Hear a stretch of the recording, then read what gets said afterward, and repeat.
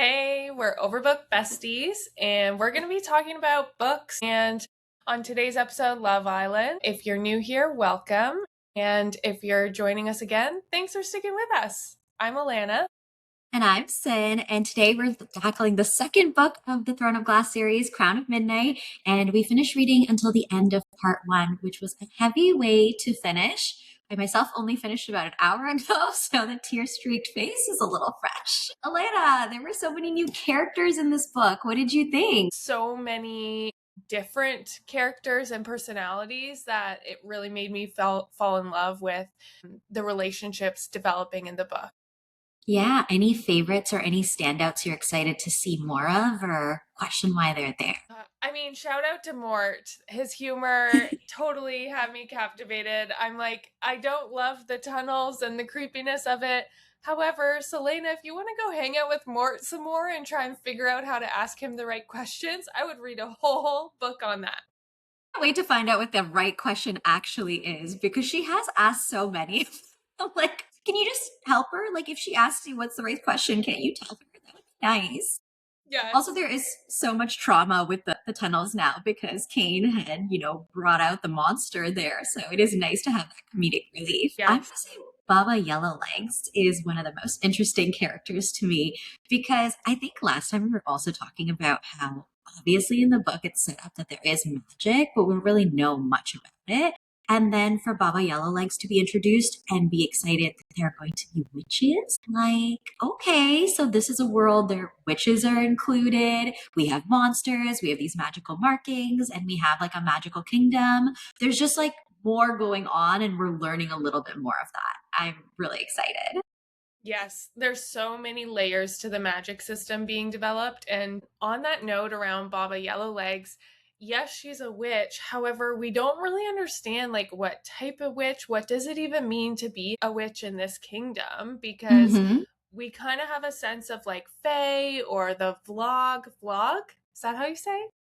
Sure. Volg? I think I say Valge in my head, but we'll fact check and come back to you. Speaking of which, I have a bone to pick with you.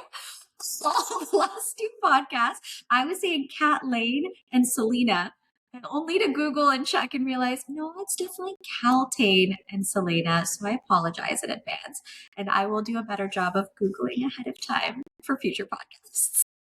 You know what? Maybe it makes you more relatable because we all have that experience reading names where you read it one way and sound it out in your head, and that is how it is for the remainder of the book, regardless of the true way to say the words. Absolutely. So be here for my mistakes and appreciate them, please and thank you. Which, okay, so yes, Baba Yellowlegs, this witch kingdom, don't know what it's going to look like. And now Dorian has actually sought her out and spoken to her to add like another layer. And one question he asked her that I thought was really great is, why would you be in a carnival if you're one of these last amazing witches? What are you doing here? And if magic is all like stomped out, what's their magic and do they absolutely have none of it? I don't know. I'm thinking about with witches, like they brew potions and stuff. Like, is that also gone? I do like how you hear his curiosity and thought process happening and actually starts to question maybe she isn't the last witch, but is actually older than she says she is based on kind of the state of things. And Selena's reaction to her is really, really compelling because why is she so scared of her? Why is she asking her these questions? And why is she trying to keep everyone away from Baba Yellowlegs? Like, yeah, it's interesting because they're like, oh, this is probably like a carnival trip, Kale and like Dorian. And she's like, I'm scared. Let's back away. Also, that Roland ends up just believing him when he's like, I was bored and I just thought I'd get my fortune told, and she told me this basic thing. I don't know. Do we believe that he believed that? And do we think he was following him? Yes, I don't trust Roland's character. I think he's trying to get closer to Dorian, and we know that he's connected to Duke Parrington and the king because of these like secretive rings. Yes. Also, side note, I'm sorry, but I just keep picturing the aura rings. And I'm so sorry to anyone who has an aura ring. This is not a hate on you. I'm just picturing these three manly kings being like, look at my stats. 5 bad deeds today. Killed a man. Excellent. Brutal execution. Yeah, I really do like how the rings are coming up and we don't know what they mean. And like we did, I think in the first book, there was a mention of a black ring as well, right? With Duke Yeah. Harrington. Right. So it's interesting to see like who's getting them, why are they getting them? And with Roland too, as you said, you don't trust him. We have Kale who doesn't like him because he did him dirty. Then we have Selena who immediately looks at him and sizes him up, doesn't like him. Dorian seems to be kind of indifferent, like dislikes him, but keeps him around. But there's all these reasons to dislike him. And he's like this womanizer. But then why does he switch sides suddenly when he sees Dorian is so impacted by his thoughts about the rebels and the prisoners? Why does he Yes. switch sides? And now why is he continuously supporting Dorian? It's just a weird switch and I don't trust it. Yeah, that's why I think Duke Parrington and the king have put him up to this as like gain his friendship, his trust, because Dorian's embarrassing us and we can't have that anymore. So we'll see how that goes. Also, there was a really interesting small character, but the musician Rena Goldsmith or Rena Goldsmith, no one knows what happens to her. Like this is Yeah. all happening, and the only people we know that know she's now been assassinated is the king and Duke Parrington, which really tells you the story got dark. So fast. I actually have goosebumps. You probably can't tell, but her song was so powerful. And then her final words to the king, she's dedicated her whole life to being such a world renowned singer to get to this point so Mhm. that she could sing this song to the king and then state all of her relational family members or extended family or neighbors who the king has executed. Right. It's so poetic, so beautiful. I found that scene in itself pretty heartbreaking because she dies and she had moved Selena. She'd moved Kale. She'd moved the whole court, and none of them know she's dead. They just Mhm. think she's a passing singer. She's continued on her way. Yeah. Yeah, so there's a lot of threads of rebellion here so far. Also, there are words that Selena just can't stand right now. She keeps talking about plans and how she hates that the king has plans, which I thought was really interesting because I feel like it's almost this underlying like hum of the story of plans gone wrong, plans that are being formed, not knowing what the plans are, and now with Nehemia, this plan has just died. What's the new plan? Yeah. Yeah. And the conversation Selena last had with Nehemia around bringing her into the plans, right? And Yeah. actually having Selena be asked to take on a larger role. Yeah, I feel like a lot of times in stories, we get to those moments and we get so mad at our protagonists because you know that the story would take a different direction if they just agreed. I can't help but say that I wasn't mad at her. I thought all of her reasons were so found and just like, yeah, what if I just want to be selfish and live a normal life instead of joining you in this rebel movement? Like, what if I just want to go off with Kaol and, be in a different place? Yeah, it really paints a picture that by choosing not to act or not really making a choice, right? Selena doesn't make a choice to align with the king, but then also doesn't make a choice to align with Nehemia. By doing Mm-hmm. that, she's actually made a choice in and of itself. And Right. you see the impact on the relationship kind of ending in such a sad way. Yeah. How did you feel about Kale's choices that got them all to this event? Not telling Selena about the fact that there was an assassination attempt, not telling her that there was going to be an interrogation tonight. I felt heartbroken because I think Selena, when she put together this beautiful birthday dinner and has shown the ultimate trust by telling Yeah. Kale, I'm not actually killing these people. And then for Kale to not reciprocate that trust, it just felt so one directional. Like Selena is sidestepping her role to the king, but Kale could never sidestep his role. And it was sad. That's so well put. And because I was so Team Kale, like it really just destroyed me because he clearly showed he couldn't think about the consequences of his actions. He couldn't think about how important it would be to uphold her other relationships and explain to her what's going on in this very important friendship she has. I was really disappointed in him. Agreed. and may never recover. Yeah, I am curious to see how that relationship changes. And you got a glimpse with the one chapter from Nehemia's point of view where she's talking to Queen Elena and she says to Nehemia, you know, this will break her, or something along those lines.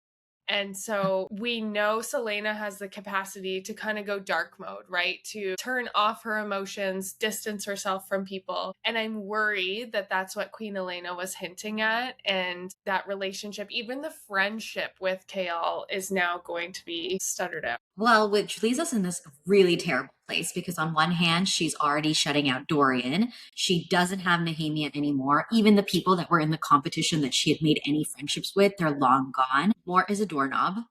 Like, you know, like who does she have left? There's no one to turn to. I'm just gonna take this door off the hinges so I can bring my friend with me shopping.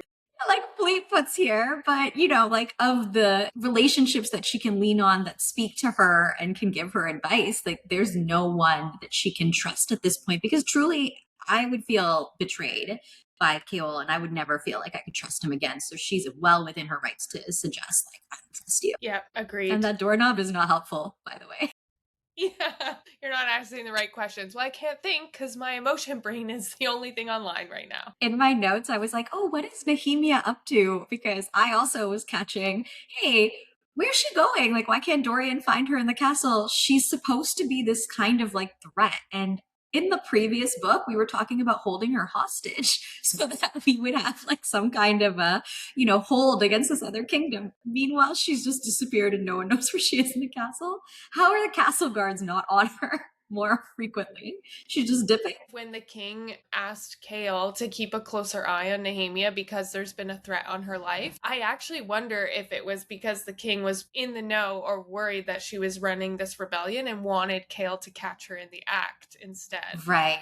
Instead, yeah, because he knows he can't really rely on Selena. He's seen that they've gotten close. Okay, so what do you think of Archer? I can't trust him.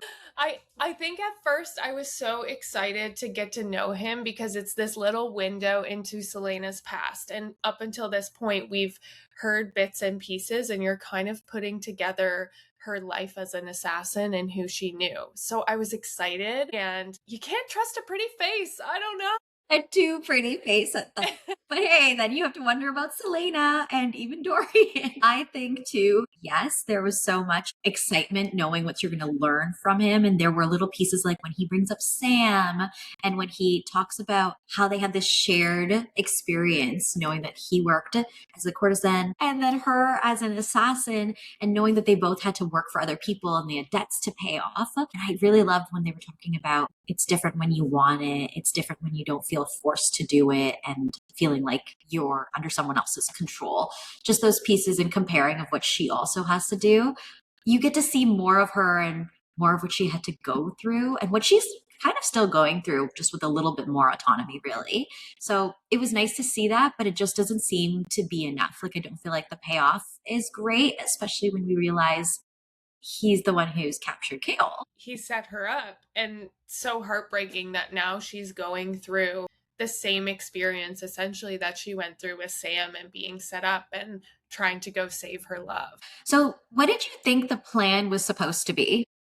What was Archer's initial thought process here? That's $1 million question because who decided it would be a good idea to capture the love interest of a deadly assassin and think no one is going to die or be hurt in the process? Right? And I'm like, Archer, you've had several instances in which you had her alone. You could just be like, I'm working with Nehemia, by the way. That's what's going on. And why is Nehemia being so cagey about this information to some extent? She now knows you're not killing anyone. She knows you're not going to kill Archer. Yeah. Do you think Nehemia was trying to purposely keep Selena in the dark about the rebellion because Nehemia knew she had to basically decide between Dorian or Selena and thought, if I tell her we're part of this big rebellion, she's not going to feel like she has to act and she's just kind of going to fall into the background. I feel like Nehemia just wanted her to act of her own accord.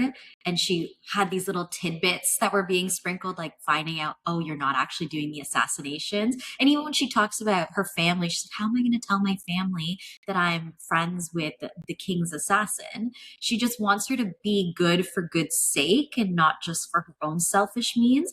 And I think that's the thread she's pulling on, hoping that that will unravel the way she wants it. I don't know if she thought it through clearly, though. Information is really helpful here. Yeah, all this, and in other new characters, there's a creature outside the library. We've seen it once. Twice. Oh, we have seen it twice? Wait, where was the second time? I forgot. Under the door. Oh, the eyes. Yeah. Okay, yes. Also really interesting that Celaena's not telling anyone. Nehemia knows. Why aren't we telling her? And Celaena believes word marks are the key to unlocking the door that the monsters kept behind. And so logic would have us say, hey, let's talk to my best friend who I've been learning word marks with every morning about the secret door I think she could open. 100%. Like, and again, I know that there's a rationale for this in the sense that, you know, she's used to working alone. She doesn't want to put any of these people at risk. I do understand it. But my frustration is very much there because I'm so upset we've lost Nehemia and all these decisions could have kept her in the story. And not only that we've lost Nehemia, so now she has almost no one, which actually I have a really interesting point to this. So I got my partner to read the Throne of Glass series because I said it was one of my favorites. And he is on, I think, Heir of Fire. But when he read up to the point where Nehemia had passed, he's like, I don't know, it feels like it was like really played up, their relationship. I don't think they're as close as the book made it seem. And I'm like, they're talking every day. They have breakfast together. Are we reading the same book? No. Yes, they're best friends. You cannot ruin that. They're almost like in a different like category because Nehemia understands what's happening to her and just says like, give her space. Today's the 10-year anniversary of her parents dying. Some things you see with your eyes and some things you see with your heart. That's acquaintance. That's a best friend.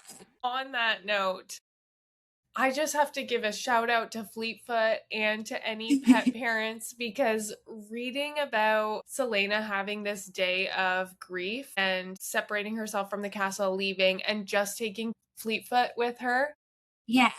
I'm sure every pet parent can relate to when you're totally feeling all of the feels and you just hold your pet so close, and there is something about that that allows the grief to be felt. And I had a little cry in that part because it just was so meaningful. Are you trying to make this a mental health podcast? Like, I'm getting a little teary over. It was a heavy part one. I think the whole book was like pretty heavy this time. Just there was a lot to address, which I really like the tone of. But I mean, like, shake it out a second. I actually do want to talk about something a little bit more fun. We finally have an assassin. We talked about her being an assassin all of book one. Now we have one. She's actually an assassin now. Also, just in the way that she's actually like finding her marks, studying them, trying to trail them. Like, this is more exciting than watching her train for trials that she ultimately is going to win and we know she's strong enough to take. Now we get to see her as she once believed in herself to be amazing, right? Okay, also when she gets hit with the poison, what did you think? This is where I was a little bit critical. You mean to tell me she jumps out of a window, is poisoned to the point of barely being able to see, somehow sees the glass castle and runs there when she took a horse and carriage to get around every other time in perfect health? Sorry, I couldn't believe it. You know, when you're in an instance and then the adrenaline kicks in, that's what it must have to be. Like, do we think this is... like, it must be a 5-kilometer run minimum. Like, the driveway We've just alone. decided. There's a whole Pull castle. out the map, Elena. Pull out the map. She's like, all right, here's the castle. Ultimately, I'm interested to see how this plays out too, because we talked about how he was this like weird, selfish man, but then the other people getting on the boat made her realize maybe there are more caring people in the movement because they actually decide to keep these families safe and get them out of the way. So he might have been an anomaly. I'm just interested to see how that plays out, because now that we know Archer was actually in on this group, did he just sacrifice someone he knew we didn't need and kind of put that person out of the way by putting Celaena in his path? I think he set that man up. Yeah. And the reason is because that man wanted the movement to go a different direction. and it was in opposition to how Archer wanted the movement and the rebellion to go. And so it was an easy way to take care of him. That's very fair and probably very reasonable. Okay, well, now we've also talked about magic, and we've talked about magic in Baba Yellowlegs and how the witches are coming into play. What's going on with Dorian? I love this. Was one of my favorite things of the reread, was noticing all of the tiny messaging around ice, frozen, cold, feeling things in the air. Basically, we're being breadcrumbed his magic throughout this entire book. And in the first read, I don't think I appreciated that as much as now this read. Right. I have to say, there are so many parts of the reread where I'm like, oh, she gives you so many little insights into how everyone's feeling about everything. And I recommend, if you are listening to this podcast having read Throne of Glass a long time ago, definitely do the reread. It's so worth it. It's just like more eye opening and things hit a little harder because you see the pieces come together a little bit more. Yeah, I do like the magic in Dorian. I was sad that he doesn't get a hold of Nehemia to find out what she knows or why she said what she said to him. Yeah. And do you think that because the conversation with Queen Elena basically landed with her having to choose Selena over Dorian, she purposely then avoided Dorian or tried to not follow up with him to help him with his magic? I wonder if she was like a little bristled from her conversation with him at the ball because he seemed to be so taken aback and didn't want to help her or speak out to the rebels. And I don't think she in any capacity knows that he was. She's not been informed that he was, in fact, taking a stand. Plus, she seems like she had a lot going on that we didn't know about. So she must have just been too busy. I love the little realization that Selena has around that. Like, wow, Nehemia was involved in all of these things, and here I am being upset that she didn't have time to follow my silly little project. Yeah, for sure. Also, what did you think she was doing with her time? Just sitting with the queen all day? This is it. I'm just holding court. You know, I was thinking of all the new characters and was reminded of an old character that we kind of. There was one point towards the end where Nehemia talks about hearing of the flapping wings and this one area where people are going and not returning from. And I had to go back and look, but it is almost word for word what Kaltain was repeating about hearing the birds fly overhead.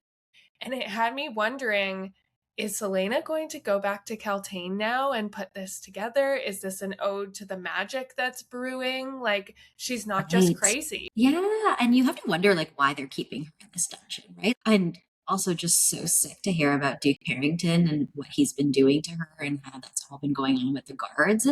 I just like I don't understand why they need to keep her around, what her role is and everything. And she just keeps saying the most sinister of things, like something's coming. And it's so unfortunate that Selena's not listening to her, but I get it. This person did you dirty. Why would you bother listening? Why would you think she has any normalcy like left in her brain when you've also been in a similar position? So you tend to lose your sanity a little bit. How did you feel about her little act of kindness? Loved it. Again, Yeah. I think it's just the theme of this book is you can interpret things the way you want, but it isn't black and white. Even though Kaltain has wronged Selena, and Selena would have every right to be just as cruel to Kaltain in this moment, she sees, you know what?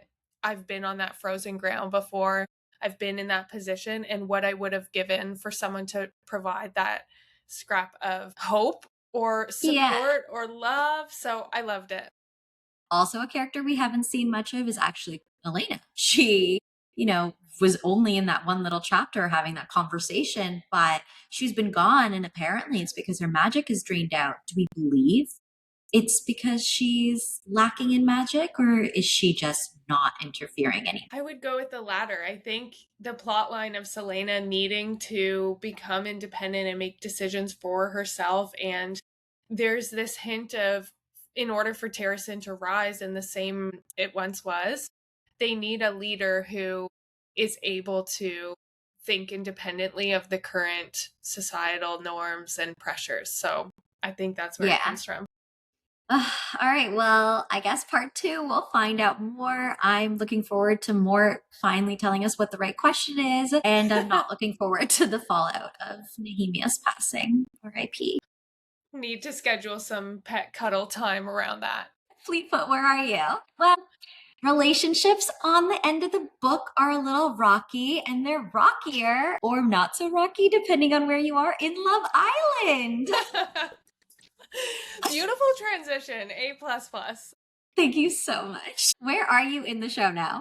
Good question. Okay, so the episode I'm on is, I think it's episode 9, and we got a Summer House crossover. So thrilled. So thrilled to see Sierra again. And she is co-hosting with Teffy, not only After Sun, but in this particular episode, she's hosting the game. I forget what they called it, but the pies in the face.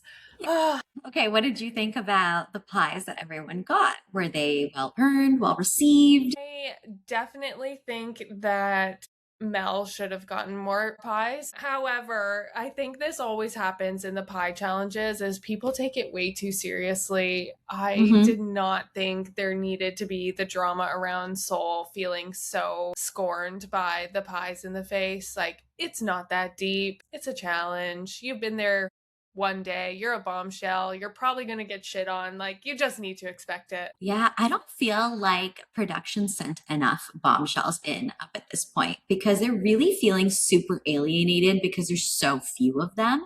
And the fact that you only see her really interacting with one of the other girls, like, I don't know if it's the editing or not, but it just seems like she is an island. And who's she coupled up with right now? Soul?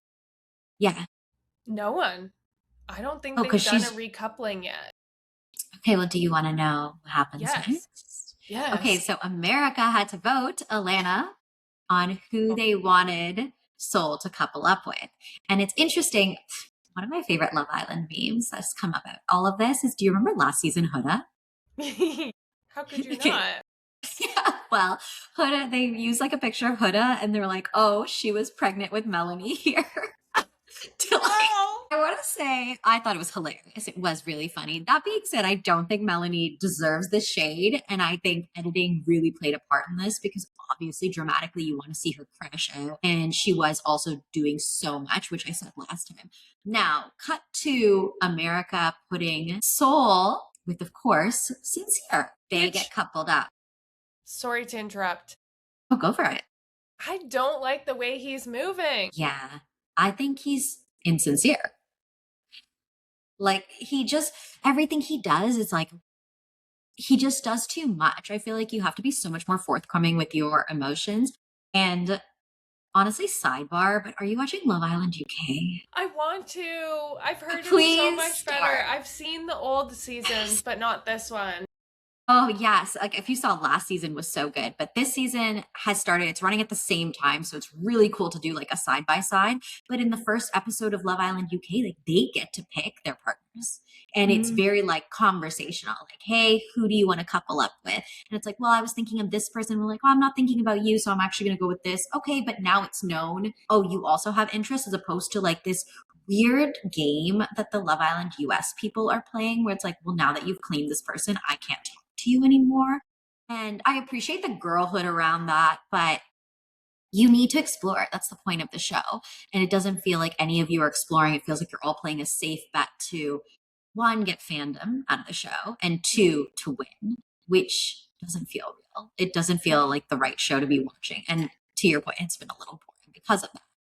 I agree. It is wild to me that we haven't had much couple switching even. Like, if you think of past seasons, and to your point around the UK and how it's conversation based, that's how USA started. It used to be Right. like that. And it was very much like I'd have these 3 people that I'm interested in getting to know more. And it's like, even if this person's slightly above, sure, I'll couple up with them. But everyone knows we're still intermingling. Right. And there's no dates. Like, why aren't we setting, like, I get to vote because I'm in America. Yay. So, which has been so exciting for me, is watching with voting opportunities is so much more engaging. But I'm like, I get to vote. Why can't I vote for people I think should go on dates together? And I'm not forcing them into like a weird interaction, like set them up over dinner. Just get them to try someone else Chat. out, have a conversation, put them in those positions. Meanwhile, they opened up the hideaway. Yeah. No, already? Yes, and we sent a couple to the hideaway and they did in fact hook up. Who? Take a guess. Take one guess. And it was a unanimous Islanders. They all yelled the same two names. Who do you think it was? Is it a couple that is currently coupled in my episode? Yes. Oh, is it Casey and Anaya? No, it's not. It's Zach and Kada. really? Zach, yeah, Zach, Charlie's brother, and Kate Yeah. and Kada, the bombshell. Yeah. Yes, they went to the hideaway. And it's so weird because like Zach is asking, hey, if I explore a bombshell, are you gonna be weirded out? And he's saying this as they're making the bed to sleep in. No. Yes. So it's all icky. And now they're in Wild. Casa. Okay, but also I should tell you, so Sincere, I have to look at their pictures, otherwise I'm gonna mess up their names. So I am paying attention. Sincere couples up with Soul. And I think you also got who else as a bombshell? Was it Caleb? Yes, Caleb, country boy.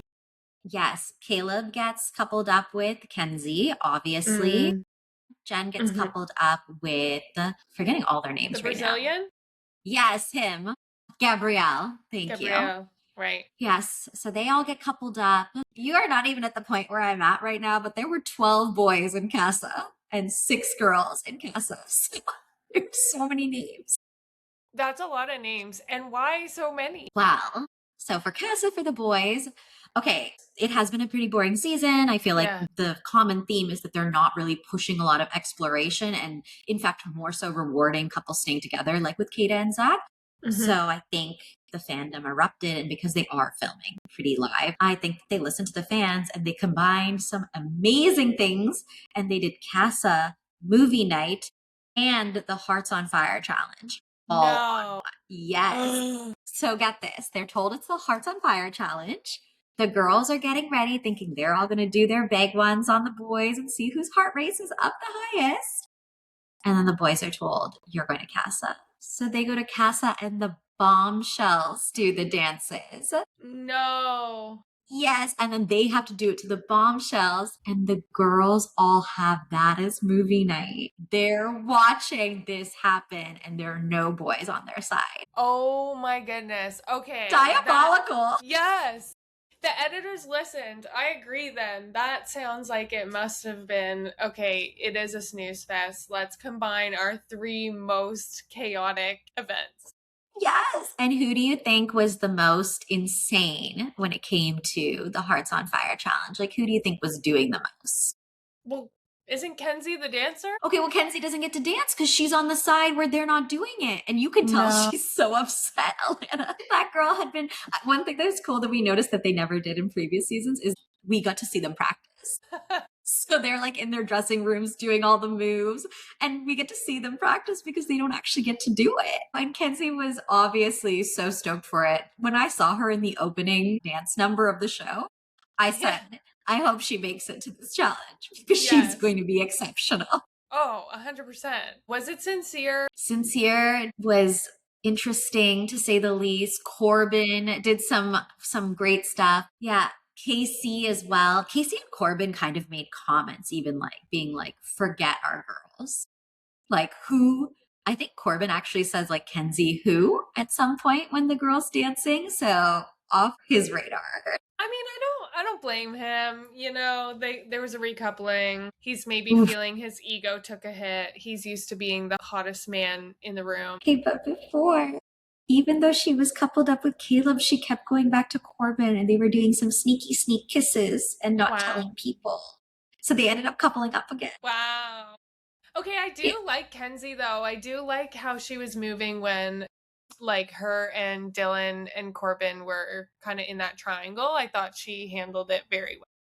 I'm so excited to hear you say you like Kenzie. And I want you to remember this when we meet up next week for our No. next spot. When you catch, I just Just saying, I hope you remember because the fandom has had some really interesting comments on the way Kenzie moves. People online are like, for the next vote, we're getting rid of her. They're like an organized situation. So I'm interested to see what your take on her actions are. And I don't want to speak to them because I do want you to see it Ooh. play out. Okay. There is this one other challenge I want to tell you about because I can't wait to see your reactions on this. Okay, actually, kind of sad. They did lose one of their producers on the show. Like he Oh my passed away in goodness. Fiji. So I think that they made this challenge kind of in honor of him, or they Oh. kind of spoke to the fact that they had lost him in the show. But essentially, they did this one where it was like write letters to each other, like you're going to write a love letter. And Ariana had said, you never really know where life takes you. So it's important to like say all the words you have to say. I'm paraphrasing, but that's essentially what she said. I think it was in honor of this producer they lost, but they had to write letters and you were only allowed to write one letter. And they all stand next to their mailboxes and open it to find out if they got a letter or not. Did anyone not get a letter? Yeah. Oh, this is like the Doors all over again. I know, which like so hard to watch, but even worse for some people in particular because you see what they're being told, and then for them to not get a letter, your mind is kind of blown that there was no conversation before or no inkling, and in the contents of the letter themselves are clearly showing this person everything I've been told is kind of a lie. Oh, that's messy. And as the new bombshells came in, like, so in my case, I'm thinking of, can we just vote on Love Island games and incorporate more of those activities into this Love Island? Because, like, we just keep getting more strong, fit people. Yes. I have to say, both of us being so competitive in the back of our minds, we're still just thinking about, oh, what about games? We should put them Yes. on games. I will say, did you watch the last season of Love Island Games? Yeah. Yeah, I watched it. I didn't think I got as into it. I kind of watched it in the background. Yeah, it was less drama, I think. I also feel like it seemed kind of fake, the drama. Like almost everyone knew they were there for the money. Like no one really felt like they were there for love. Everyone's pairing off based on like, how can we win this game? I love that. It's like a gladiator. I know. To be fair, if we were in the same situation, who we picked to win the game was probably who would also pick to be our romantic partner. 100%. You need to be competitive and good at some type of athletic competition in order for Yeah. me to want to spend the rest of my life with you. Sorry. Yeah, absolutely. Alana and I are often never allowed to be on the same team together because we are a force to be reckoned with in most situations. Just nothing athletic. For me, Alana can handle it. Okay, you were saying how the door situation all over again with Casey being the person who opened the door and, no one was there. I think for me, and I'm sure you're seeing it now, the way Casey is moving is that of him being scared he's not going to get picked again. I think that being the beginning of his experience is really shaping the way that he moves throughout because when Soul comes out, he's like, I'm really excited. And immediately Anna is like, why are you that excited? Like you can be excited, internalize it. And he expresses he's into Soul. He thinks she's attractive, but he doesn't really speak to her. No. I feel like he's just scared of getting shut down. I agree. I really respected his apology to Anaya and hearing her out and just recognizing her feelings in the moment. I thought he handled that very well. And yeah, stand on business. You find this person attractive. The point of this show is to explore different connections. I was disappointed that he has not talked to anyone else. Why are we putting everything in the bombshells court? Like pick 2 people to go on a date with, pick 3 people to go on like an excursion with, spend some time, put them in a position where they actually do have to explore. And hopefully we will see more of that in Casa. I am all caught up, Alana. There's just so many episodes in life and books. How can you choose? You don't. You just don't sleep. That's the way to go. Also, the FIFA World Cup is on, so where's all my time going? Yeah. I've actually resorted to setting the games up on my iPad so that I can watch Love Island and the games, so. Okay, well, now we have to play 2 games on at the same time, and we can only hear sound for one, and I'm overstimulated because they're playing at the same time, and I'm like, I can't do both. So for the Canada game, I was like, absolutely not. It has to be on the TV. I can't have any other distractions. Well, I guess that's it for our Love and commentary. What do you think? Yeah, I think I'm excited to catch up. I am hopeful that, as you've said, the producers have edited, have brought in some fun change of pace. I'm hopeful that we start to see a little more mix and mingling, and otherwise we might as well split the pot in half and just do 2 mini seasons because people are already set. Okay, before we finish, I do have 2 points and questions for you. One, I want to ask you which couple of who you have, they're almost all the same for when you catch up. Who is someone you want to see survive Casa? Mhm. I don't know that I have a couple that I'm really gunning for. Like, I have individuals in their couples. Like, I do like Anaya and Casey together, but I don't think that they've had enough chances to explore different things. And I think Anaya, too. Like, I want to see her get to know different people. Like, from what we've seen of her, which feels very minimal, I like her. I want to get to know her more. She's such a supportive friend. She's also a great communicator in expressing when things are hurting her feelings. So, yeah, I would say I just want her. I just love Trinity. She's such a great soul. She's so fun on the screen. I love how much she cares about her friends and takes care of them. And you get to see a little bit more of that. So I'm excited for you to dive in. Whether or not she's interested in Bryce is a question for herself. And if she wants it, I hope she gets it. And my last, it's not a question. I'm going to leave you with a little spoiler. As you're watching, there was another member taken out this season. Oh, I saw. Yes, in Casa. Do you know who it is yet? Female with brown hair. I don't know her name. Okay. I want you to, as you're watching it, guess before you go online, try to guess who was pulled out. But she was pulled out for using a racial slur. I don't know if you know this. They pulled out someone at the beginning of the season who was announced to be on the cast, but the fandom was like, we've already dug up dirt on her. What are you guys doing in the background check? Like, have you thought about using the FBI or just employ civilians? They're really good. I feel like they should just say, like, here are the 20 people we're considering. Who do you want? And can you dig up the dirt? Yes. Like, why are they missing these really big things? Yeah. It just doesn't make sense. And the reason I ask you to look at it in the show is it kind of plays out in the show. Oh. You kind of could guess what slur she used based on the way she behaved towards people. No. If it's that obvious, how are you not catching that ahead of time? It's subtle, and I wonder if I wouldn't have caught it had I not known about the slur. So that's why I want to just give you a little nudge to see how it plays out for you. I don't think I'm going to sleep tonight. I think I need to just have a Love Island marathon. I support that. And then you're going to start UK. Deal.